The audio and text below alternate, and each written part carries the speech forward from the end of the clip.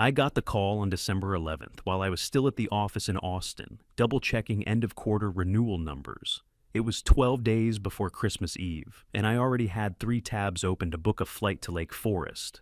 Lila's name lit up on my phone, so I answered with half my brain still on a contract that needed closing. Quick note, before listening, share which city or country you're watching from. She didn't waste time. "Hey," she said, a little too bright. "So, my mom wants to streamline Christmas Eve this year, just immediate family. You know, people who reflect the Dalton brand." I leaned back in my chair, staring at the spreadsheet. "What does that mean?" She hesitated, that half-second pause where the truth tries to run. "It's not personal. Victoria's calling it a pre-merger family dinner. Sloane's introducing Bennett Whitford IV, and old families have standards." That word hit me harder than I expected. Standards. Like I didn't meet them. Like I'd been tested and failed. "They just want it simple," Lila said. "Familiar faces. It's not—" "It is what it is," I said, cutting her off. "I hope it goes well. Good luck with the brand." I ended the call before I could say something worse. Sat there staring at my screen like the numbers might fix this. "Let me explain something. They've been calling me the contract IT guy for years. Lila's cousins, her mother, even her brother once when he thought I wasn't listening. I let them believe it. I kept it vague. No titles, no LinkedIn brags, no mention of the board seats or the patent portfolio. Truth is, I co-founded Sablegate Systems 9 years ago. We build predictive security tech for freight logistics. Not flashy, not sexy, just essential. Half of North America's supply chain rides on our code not screwing up. My stake sits at 27%. I still drive the same 09 F-150. Still wear polos that come off the rack at Kohl's, not Neiman. I kept the shine off things on purpose. I wanted to see who respected the work without the gloss. Now I had my answer. I hung up, opened a new window, and called Victor Hahn, my publicist. There was a Fortune feature scheduled to go live at 5:30 Christmas morning. Quiet profiles on under-the-radar tech builders.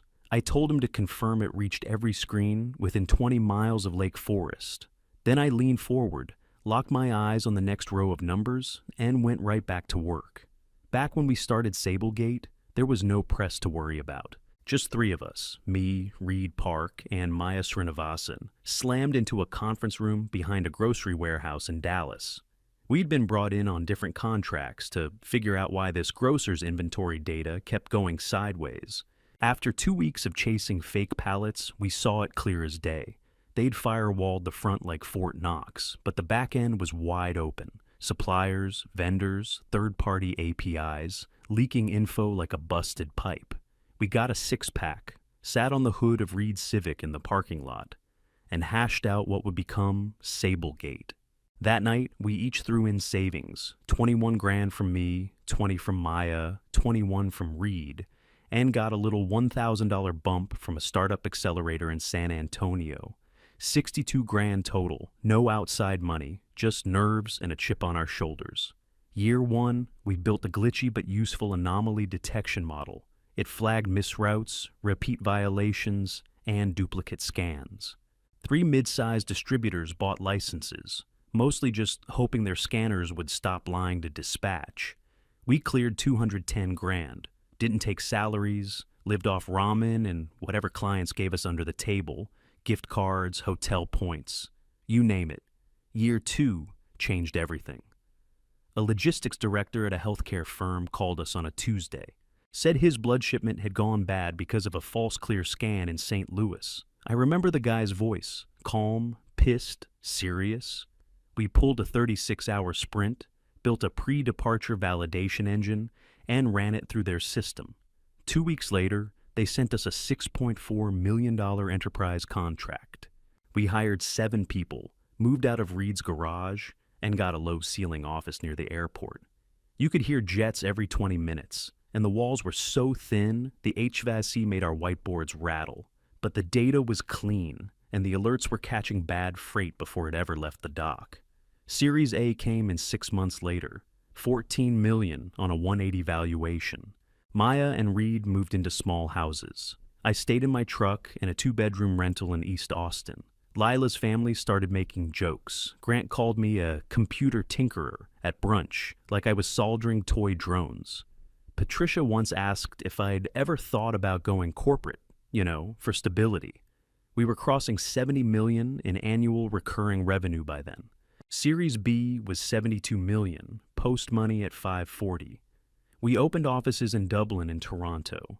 Reed built the ops layer. Maya ran AI compliance and fed the model like it was a kid who never slept. I handled the contracts and the roadmap. And still, at dinner in Lake Forest, Victoria Dalton looked me dead in the face and said, "Have you considered aiming higher? Something with structure?" I had to chew my tongue not to laugh. I nodded, said, "Always thinking," and watched her cut into her veal like she was slicing through the working class. Series C closed at a valuation north of $1 billion. We were sitting on 410 employees. 2 federal agencies had signed early access agreements. My stake alone was sitting around $432 million on paper.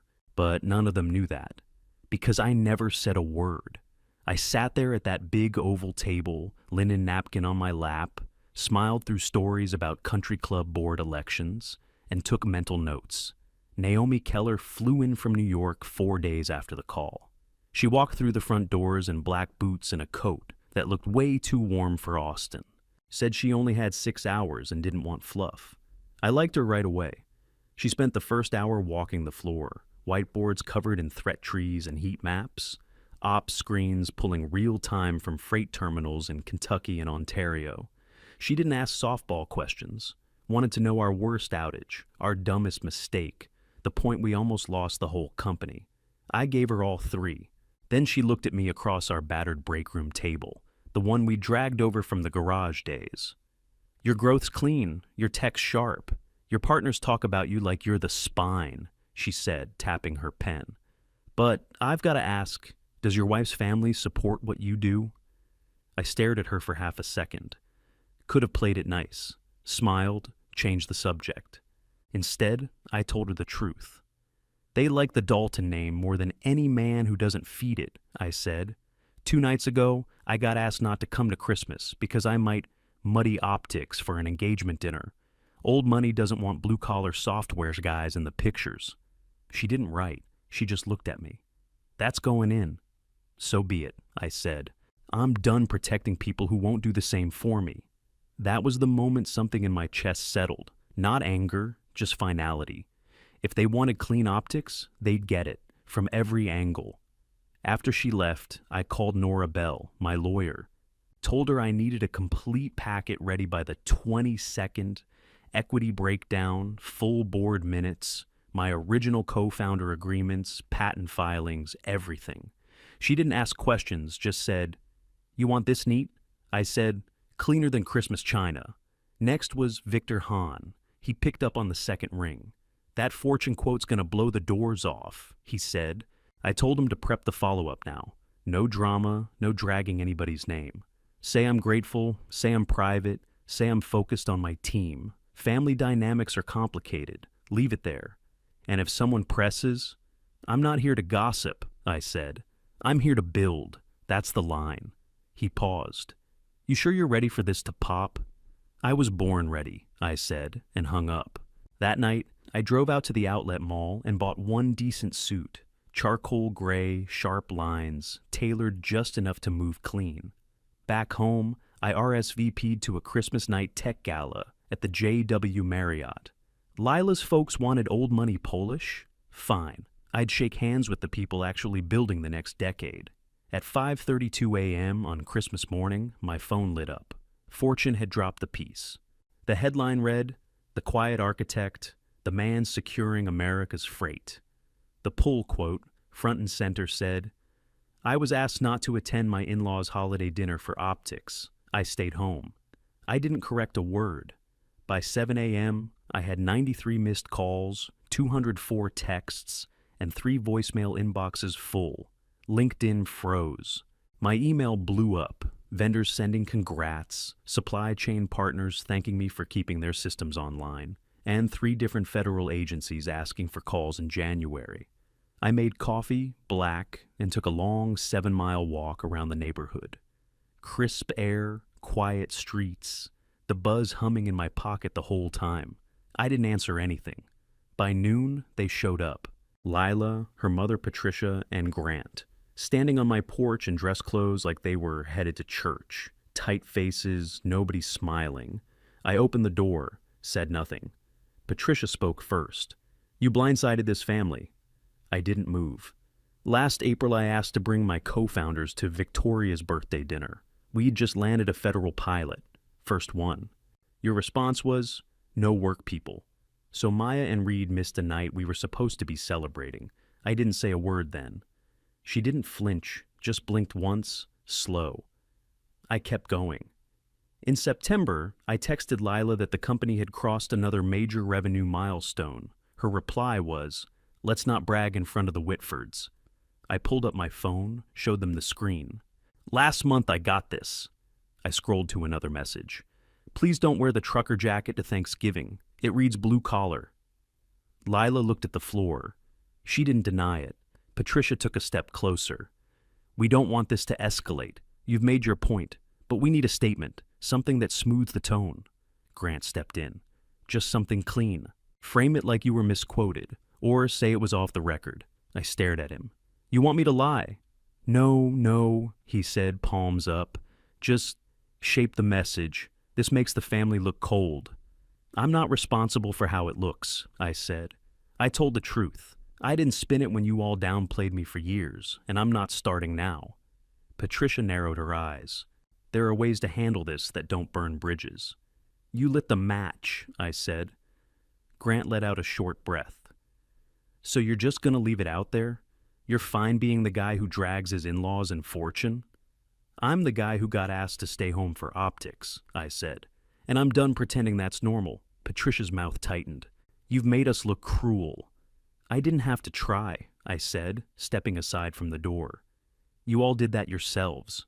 Lila didn't move. She just stood there, hands clenched around her clutch. Then, quietly, "Is there anything you'll say to help?" "I'll be polite on camera," I said, "but I won't lie for you." No one spoke after that. Just heavy silence.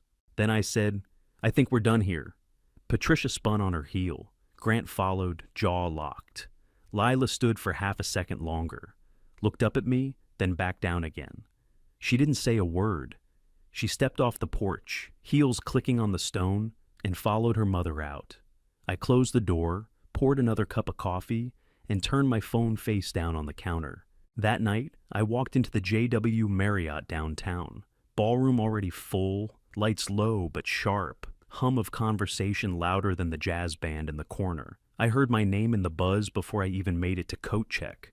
Felt strange, not bad, just loud, like something had shifted and everyone had just caught up. Naomi waved me over near the bar, raised her glass. "Your phone still working?" "Barely," I said. She laughed. "Good. That means we did it right." Then she started introducing me to people who'd actually read the technical briefs, not just skimmed the headline. Startup founders, CTOS, supply chain ops, folks from companies I knew well and a few I didn't. A venture guy in a gray wool blazer asked, "So, what's next for you?" "Less churn at the dock," I said, "and fewer middle-of-the-night pager storms." He snorted. "That's the most founder answer I've heard all year. You raising a growth round?" "Maybe," I said. "We'll talk timing in January." Eleanor Chu stepped in then. She runs a very large outfit. Doesn't need intro anywhere she walks. She gave me a firm handshake and said, "The family part took guts." I shrugged. It was just the truth. I'm tired of acting smaller to keep peace at a table I didn't set. She held my eyes for a second, then nodded. "Build with people who bet on you early. The rest arrive with speeches." That line hit harder than I expected. I tucked it away. For the next 3 hours, I shook hands, fielded questions about anomaly drift, freight corridors, and regional model tuning. Not once did anyone ask about club memberships or who my in-laws were. Just work, just impact. I left around 11, ears buzzing, shoes worn, suit still crisp. Stepped out into the cold air, tie loose, pulse steady. And somewhere between the valet stand and the corner where I parked, it hit me. I hadn't thought about the Dalton name once the entire night. The next morning, my phone rang just after 8. North Shore number. I answered, half expecting Patricia or Grant. It was Bennett Whitford IV. His voice was calm, clipped. Just wanted to say I read the piece. I called off the engagement. I sat down on the arm of the couch. "You don't owe me a call." "I don't owe you," he said. "I owe myself. I'm not marrying into a house that trims people for optics. That's not family, that's brand management." He didn't sound angry, just done, like a guy who'd crossed his own line. Before hanging up, he added, "My family office will be in touch when you open your D round." The line clicked dead. 30 minutes later, Patricia texted me 3 times, then called twice. No voicemails, just that repeat ringing pressure move she liked to use when she wanted something urgent, but didn't want to say it out loud. At 10:07, I got a long message from Aunt Victoria. Paragraphs about the damage you've caused, and how families stick together even when it's uncomfortable. I didn't answer. At 10:22, Lila texted, "Please talk to Bennett. We're not like that." I stared at it a while, then typed, "You said nothing when I was told to stay home. That silence was louder than anything." She called. I picked up. "I didn't agree with it," she said, voice already tight.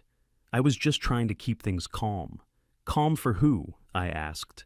"I got benched like a PR risk, and you just went with it." "I didn't want to fight over Christmas," she said. I stood up. "Lila, I'm moving out." "What? You're just, leaving?" "We have a prenup. It keeps business clean. I'm not doing the fixer routine. Not for this." "We can do therapy," she said quickly. "Let's try something before we blow this up." "I've been sitting in that waiting room for years," I said. "You just never came in." I ended the call before she could spin it. Then I dialed Nora. "I want a clean separation agreement. Keep room for counseling later, if it's mutual and respectful. But I need logistics now. No public drama, no fireworks, no press." "You want it quiet," she said. "Quiet and fast." I packed 2 bags, just clothes, laptop, charger, left the rest. I booked a short-term rental 5 minutes from the office. Brick outside, small and square. I didn't need anything fancy, just space. Before walking out, I left my keys on the counter, wrote Lila a note, nothing dramatic. Just, "I need space to breathe, and to see if we have anything left besides your last name." Then I walked out and closed the door behind me. The think pieces rolled in by the dozen, some about family systems, some about class, a few about tech guys flipping the old guard on its head. Most of them didn't say my name, but the message was clear. Old money's real blind spot isn't tech. It's people who don't dress up their value with polish. I didn't retweet a thing, just kept my head down, ran the company, answered the calls that mattered. Word got around that Patricia stepped down from the museum gala committee in February. The official line was to focus on family. Everyone in Lake Forest knew what that meant. Whispers got sharp, and the optics she'd worked so hard to control finally turned on her. I didn't smile about it, but I didn't feel bad either. Instead, I signed off on a 7-figure pledge to build a logistics security lab at the community college back in Lila's hometown. It wasn't flashy, no velvet rope or wine tasting, just a press table, a plaque with our logo, and a name on the building, the Truckline Systems Lab. I told the director, "Name it for the drivers. They're the ones who keep the country running."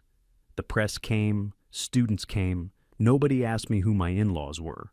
A week later, a letter showed up. Thick paper, neat handwriting. It was from Leonard, Lila's father. He said he'd spent too many years valuing status over character, and he was sorry. He didn't beg, didn't spin it, just owned it. I read it twice, put it in a drawer, let it sit. Then came a message from Sloan. She wasn't angry, wasn't defensive. She just said she'd started counseling. Said, "I forgot I was a person before I was a Dalton. I'm working on that." I told her I hoped she found her feet, and I meant it. Lila texted 2 days after that. "Can we meet? Just talk." I stared at the screen, thought about how she'd let silence do her talking all those months. I type back, "Not yet. I'm not ready to hear apologies dressed up like branding." Then I put the phone down and got back to work. 7 months later, we were standing on the NASDAQ floor in matching navy suits, bright lights bouncing off polished tile. The opening bell was 20 seconds out. My tie felt too tight, but I wasn't touching it. Sablegate priced at 38 a share. Screens flashed. The board lit up in green stutters, and the total flashed across the top, just over $4.9 billion. My stake cleared $1.32 billion on paper. Reed elbowed me, grinning like a madman. "You seeing this?" I nodded, still watching the numbers. Maya stepped closer and squeezed my shoulder. "Garage days are over. Our people, engineers, ops leads, interns turned VPs, cheered loud enough to shake the floor. You could hear glass rattle behind the booths. Cameras spun toward us. Somewhere behind the flash, I remembered the freezing cold of Reed's garage, eating vending machine pretzels, while Maya debugged an alert loop at 3 a.m. We didn't even have real desks back then, just folding tables and a stack of takeout boxes that served as a router shelf. I'd sent formal invitations back in March, through Nora, gold-embossed sharp lettering. Every Dalton got one. The RSVP came back in 2 weeks. "We respectfully decline. We do not wish to intrude." My phone buzzed as we stepped down from the podium. Text from Sloan. "Proud of you. I'm figuring me out." Another came in from Bennett. "Told you we'd talk D. Congrats." Then a third popped up from a governor's office. "Ready to meet on the workforce grant. Let's get something built." I turned to my assistant. "Set all of them up. Start with the grant." A reporter slid over, mic ready. Young, eager, badge from a tech finance outlet I respected. "Quick question," he said. "There's been talk about your family ties. Anything you want to say now, standing here?" I looked him in the eye. "Only this, respect has to come before celebration. I'm grateful to the people who backed us when we were just risking raw code. That's who this day is for." He nodded. No follow-up. We left the floor an hour later, handshakes all around, team beaming, partners waiting outside for press photos. I stayed back a second to breathe, let the moment settle. On the wall near the exit, a big TV was replaying the morning's bell ceremony. Camera panned over the stage. The front row had a clear view, 6 seats left open by design. That was where the Daltons would have sat. I looked at it for a beat, expected the old pinch in the gut, that twist of being shut out. It never came. I turned, caught up with Reed and Maya, and walked out into the sunlight. That night, I sat in the new office. Top floor, glass walls, quiet hum from the air system. The only light came from the monitors and our logo spinning slow on the lobby screen downstairs. Across the room, the framed fortune cover hung by reception. Not a trophy, just a timestamp. Just a reminder. My phone buzzed. It was Lila. "Watching coverage. You look strong. I'm sorry I didn't stand up for you. I love you." I stared at it a long minute. Then typed, "Love has to bring respect with it. When it does, we can talk." No reply.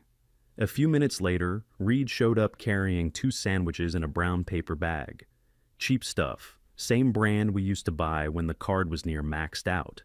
And we had $22 between the 3 of us. He tossed me one. "You did it, old man." I cracked a smile. "I'm not that old." He grinned. "No, but you needed to hear it that way." Maya walked in behind him with 2 paper cups. No champagne, just coffee. She raised hers. "To building with people who believe before anyone else cared." I nodded. That line still hits. We sat on the floor, backs to the glass, eating sandwiches and listening to the quiet buzz of servers down the hall. I thought about Lake Forest, the long dining table, the polished silver, the careful smiles. Then I thought about the truck stops, 3 a.m., bad coffee, dashboards lit up, our system catching a weird pattern before it turned into real damage. That's the room I care about. That's where it counts. I don't need the Dalton name, never did. And I don't need their table either. I've got my own now, solid wood, scarred edges, crowded with people who show up hungry to work, not hungry to impress. That's where I'll spend my holidays. And if someone asks what I do, I'll say, I try to make sure the right stuff gets where it's going, and leave it at that.